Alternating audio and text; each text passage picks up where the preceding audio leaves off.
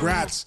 Joey, I know you probably don't listen to the mayor's office, but congrats to you, brother, for a great run, for doing it right, for playing your butt off. And I feel like in those last few years, brother, for having a little bit of fun. I'm in love with the good life. Can't give it up. Make it to the top. Keep climbing. I wanna live it up. The good life. I'm coming up. I'm coming up. The good life. Good life. Oh, good life. Good life. Good life. Boom, coming in hot, chicks. We got a lot to talk about, and where the hell are you? My first remote, dude. I'm upstate New York with Jess's family. It's like a family reunion. Dude, there's 4 kids here under the age of 6. Oh my God, dude. That's Uncle Chip is getting worn out. Worn and out. dude, and you're the fun uncle too. That's the worst because you're the fun uncle, and they're like, hey, Yeah. you know, what's going on, Uncle Change? Hey, do you want to do this? Do you want to do that? You want to, and like you want to be the good uncle. So you're like, yeah. Next thing you know, your anxiety is freaking through the roof, and you're on a rocket ship to Anxietyville. You know, because you're not used to being around 4 kids under 6. You just want to, then you just go take like a 6-hour walk. Dude, my niece, Olivia, sweetest girl in the world, 6 years old. I just had to guess a number between 1 and 100 from her for like 20 minutes. I just started counting down from 100. I finally got to it though. It was 14. I started Oh out. my God, it's so great. Anyway, all right. But we got big news, man. A couple huge stories, but we got to start because everybody wants to know with the mayor. You are a Hall of Famer in the Cincinnati Reds organization. You have a red blazer to prove it. So everybody's going to want to know because everybody's asking this question. Joey Votto's retiring. Is Joey Votto a Hall of Famer? And then I got some stuff from the fans chiming in too, but Sean Casey, you go first. Well, dude, I think he's on the cusp of a lot of people. You know what I mean? He's right there because there's going to be a lot of people who's going to have comparatives too. But I think Joey Votto's a Hall of Famer. I really do. When you go back and look at his body of work, you know, he won an MVP. First off, he has over 2,000 hits. Now, 3,000 hits, I used to think if you didn't have 500 home runs, 3,000 hits used to be the barometer, but I don't know if that's the truth anymore. You know, times are changing. Voters are getting younger. So over 2,000 hits, just over. 342 homers, which, you know, it's a lot. And then you got to start now. If Votto gets in, though, now you got to start looking at Lance Berkman. You got to go back to Will Clark. You got to look at Don Mattingly. You know what I mean? There's so many incredible players. So, I mean, you look at Votto's numbers, you're like, wow, over 1,000 RBIs. He's a career 297 hitter in a low batting average era. He led the league in on-base percentage 7 times, dude. 513 slug helps him. He has a 145 OPS plus. That's incredible. That means he's 45 points better than the average big league player over his career, which is 51st ever. So that's a big stat. OPS is a big number. That's a big thing people look at. He's 145 OPS plus, which is 51st all time. That's a big one. He has essentially the same WAR as Willie McCovey and basically the same jaws as Miguel Cabrera. So I don't think he's a first ballot Hall of Famer, but I think he's going to get in the Hall of Fame, you know, a few ballots in. I think Joey Votto, when you start to look at his body of work, MVP of 2010, I believe, you know, you start to look at Joey Votto's work, the body of work, you start to go, okay, this plays out. Over 900 OPS, not 920 or 930 OPS career. So I'm saying yes, Joey Votto is a Hall of Famer. He's had an incredible career. What he means to Cincinnati too, man. I was fortunate enough, you know, for me, he was pretty much the guy that took over after I left. I think Hatterberg was there just a little bit one year, then Joey was in. So, you know, to see Joey Votto to have the career he had, dude, I still remember in 2005, my last year with the Reds, we're having a doubleheader that day, and they brought a couple minor leaguers down, and they took me out in the 5th of the first inning of the doubleheader, and I was going to go get my workout in, get my lifting in, and Joey Votto was the guy going in for me. And I remember I was like, all right, man, all right, young buck, you know, you got this this part of the last end of this doubleheader, and then the second game of the doubleheader, and he was like, "Let's go get him, baby." So following Votto his whole career, especially in the minors, how well he hit, but for me, what he means to that city of Cincinnati, you just know that the numbers that he put up, a few playoff runs with those teams, with Jay Bruce and those guys, and to me, Joey Votto is a Hall of Famer, man. Congrats, Joey. I know you probably don't listen to the mayor's office, but congrats to you, brother, for a great run, for doing it right, for playing your butt off, and I feel like in those last few years, brother, for having a little bit of fun. Yeah, I think Joey was he was so intense, and so everything had to be so perfect. I think that sometimes he missed that fun. I mean, he even asked me one time when years ago while he was there, and I was obviously retired. He said, how did you go about having fun? Sometimes it's tough for me because I'm so serious, and I'm like, I almost said, the more you're in this game, the more you'll start to appreciate, how hard it is to play up here, and that when you start putting up numbers, you'll realize, man, I'm allowed to sit back and enjoy this. I can keep working my butt off, but it doesn't have to be life or death. So congratulations to you, brother. What a great run you had. And Cooperstown, first it'll be the Reds Hall of Fame. They'll be in there in a couple years, and then it'll be Cooperstown at some point.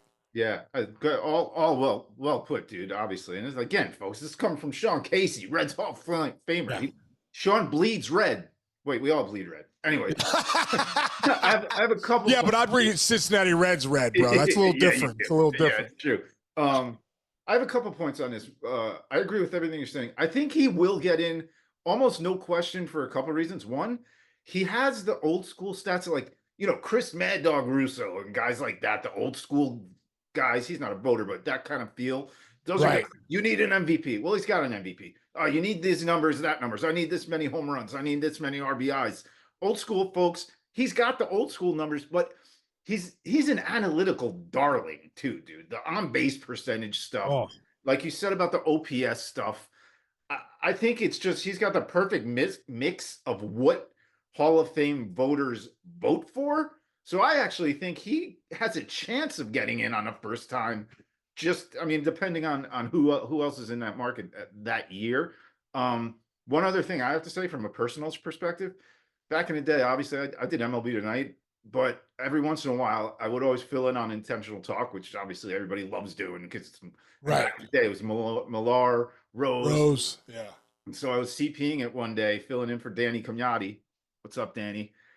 And all of a sudden we're gonna have Joey Votto on. And this dude walks out in the Mountie. Dude, I remember that. The control room. And we were like, I was like, oh my God. Because we see them go up when we're setting up the shop and we're live on the air. And I was like, oh my God. What is he doing? What is he doing? Thank goodness Rosie is such a pro and Millar is such pros. Because we didn't know. He came out as a full-on Mountie. Obviously, people have seen that clip. It was one of the most fun things I've ever done. And it was really cool to see that side of him, like you said, because he seemed very serious back in the day. But I think as we all age, we all appreciate what we're doing more. And you could tell he appreciated baseball the last couple of years. He was really gracious his last year with the Reds, even very gracious. No, he was, dude. He was. And it was interesting to see how his career, unfolded. I think the last couple of years, how he was with the fans of Cincinnati loved him. The kids loved him and stuff. Interesting here, when you go to MLB.com, Anthony Castrovince has him, no doubt, Hall of Famer. Then you go to Mark Feinsand, he says no. Interesting. It's interesting to go down. Sarah Langs, what does she say? I don't know if she says it, but that person, so simple. Yeah, I guess she leans yes. But there's a few guys. But dude, he could have won the MVP in 2017. Castrovince makes a great point here. So listen to this. Votto's a legacy player with a chartered National League franchise. That's the Cincinnati Reds. Thank God I played for the Cincinnati Reds my whole life. Like, I'm so thankful. Like, you didn't play for another organization. You're like, I'm grateful that the Reds are, dude, they're the number one organization. They were the number one organization ever, the longest one there. So he ranks behind only Pete Rose, Johnny Bench, and Barry Larkin on the Reds franchise leaderboard and position player B-WAR, behind only Joe Morgan in on-base percentage, behind only Rose in doubles, behind only bench and homers. I mean, that's Then he says it. Then you have to consider his place within the context of his time. Now, this is important. Among those with at least 5,000 plate appearances between 2007 and 2023, Votto's 920 OPS trails only Mike Trout and David Ortiz. He was second in runs created in that span, only to Miguel Cabrera. I mean, So, I mean, if you're talking about a generation, you know, and you look at those numbers, you know, because like you said, Chinch, what'd you say? The throwback numbers are like, how many hits, how many homers? This generation is different. mm-hmm. We're now looking at WAR. We're looking at OPS plus. We're looking at F4. We're looking at, you know, all these different things. And those are the big numbers. I mean, those are the big numbers. So, like, this generation of guys going in is going to be looked at like Joe Mauer. Joe Mauer had 150, 30 homers, 140, you know, a couple batting titles, but he had a ton of these other things like the top 3 catches ever, Bench, Rodriguez, Mauer, you know, like with these other stats, these, you know, OPS, the WARs, so that's going to come into play here when guys are being graded for these new generations. So for Joey Votto and the new way guys look at players values, you have to look at Joey Votto and go, he's Hall of Famer. But like I said, as soon as you start doing this, you got to go back down the rabbit hole. You got to go back to Gary Sheffield. You got to go back to Lance Berkman. You got to go back to Will Clark. You got to go back to Don Mattingly. You got to go back to Dale Murphy. Yeah. You know, you got to do that. So it's awesome though, dude. I think the new numbers in baseball have given guys that you might not have looked at at batting average, RBIs, and home runs. Now you go, wow, that guy's a stud player. That guy, you know, I think of a guy like Ben Zobrist, 2016 with the Cubs, or like 2015, they get to the playoffs, they struck out too much. They're not going to, okay, we got to go find a guy that puts the ball in play. You know, these other stats. Okay, let's go get Ben Zobrist. This guy's not a Hall of Fame player, but he's a player that is evaluated differently, that made that team better. He put the ball in play more. He got on base.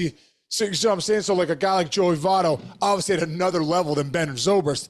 Right. But I'm saying those kind of numbers, I think, is how you're going to evaluate a player like Joey Votto. Yeah, great point.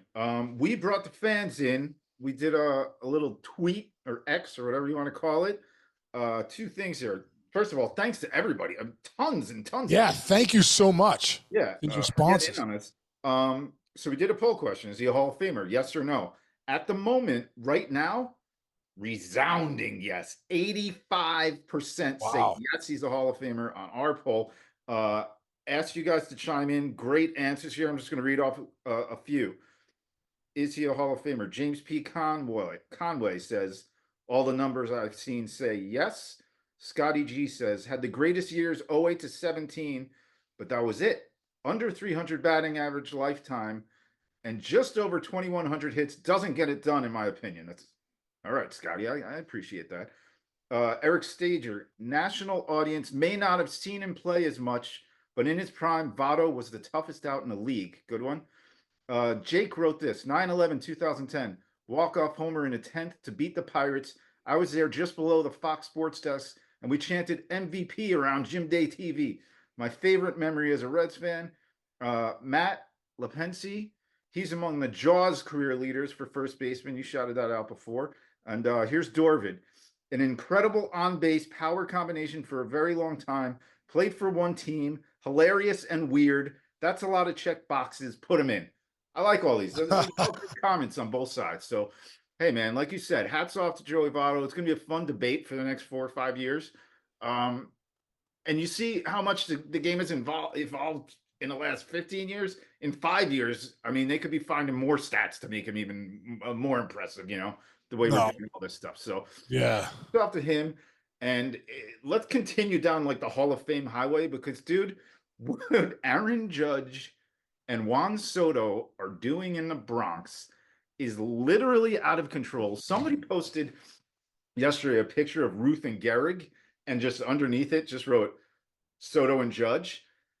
And people were writing back saying, this is better than a Ruth Gehrig season. I don't want to go better because you got to go back and look at those numbers.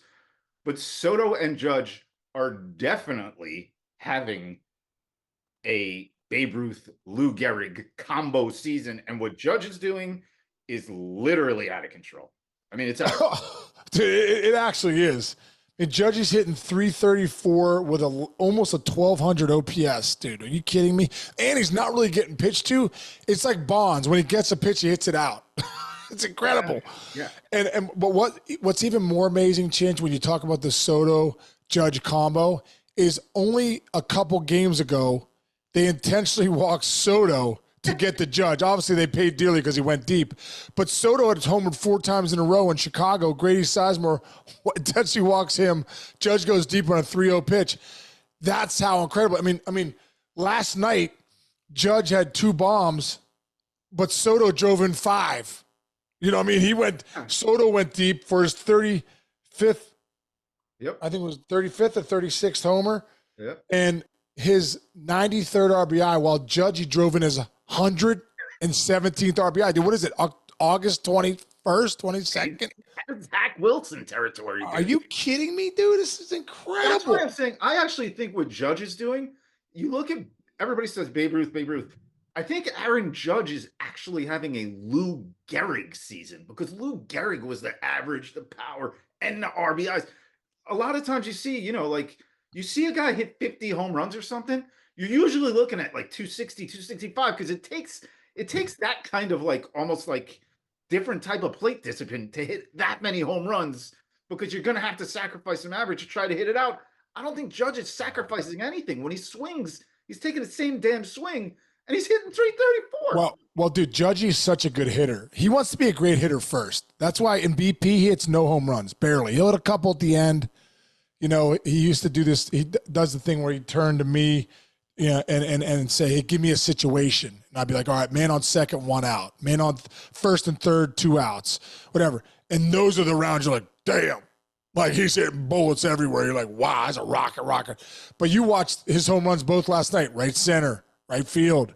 He's not up there just looking to turn and burn on things. He's actually he wants to be a great hitter. That's one thing that drives me crazy too about when people say, "Oh, 300 doesn't matter." Go ask the players if it matters. Don't ask the reporters.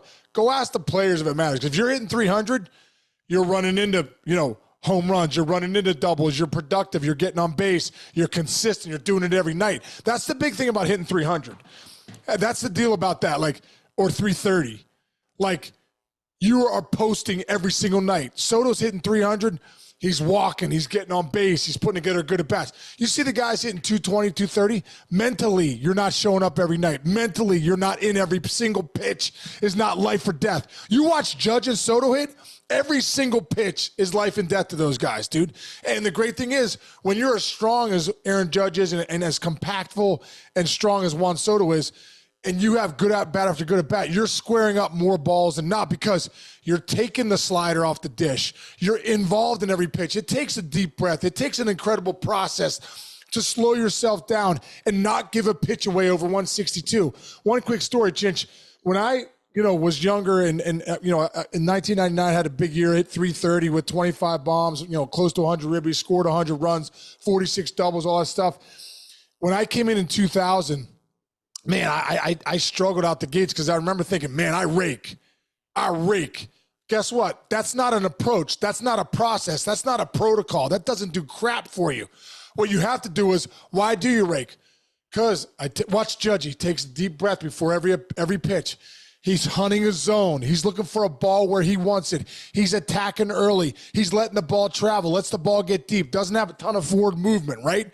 So his protocol, his process of what he's doing, he's trying to push guys up and out over the plate. That pitch middle in, he's giving to you, right? So there's a game plan every single pitch. And one thing I learned, Chinch, was, wow, just saying you rake is a result. Your process is, what are you doing one pitch after a time, after the next pitch, after the next pitch, next pitch.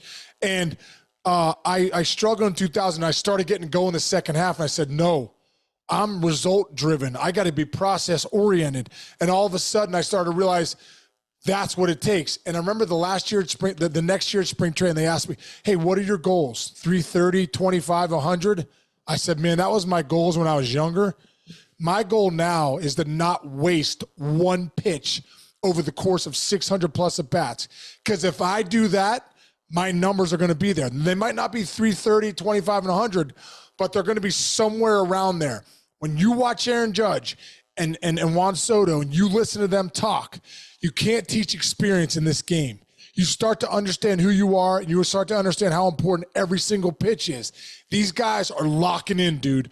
To really appreciate these guys, Chinch, and you're a Yankee fan, to really appreciate these guys is to watch them every single night. Those guys in the dugout, to get to watch the body of work of at-bats, that's when you appreciate them. Now, if you just watch the highlights, you're like, he's going deep again. There he goes. No. It's the takes. It's the take to get the count to 2-0, 2-3-1. It's the take to battle to 3-2. It's the grind of those at-bats, one pitch at a time.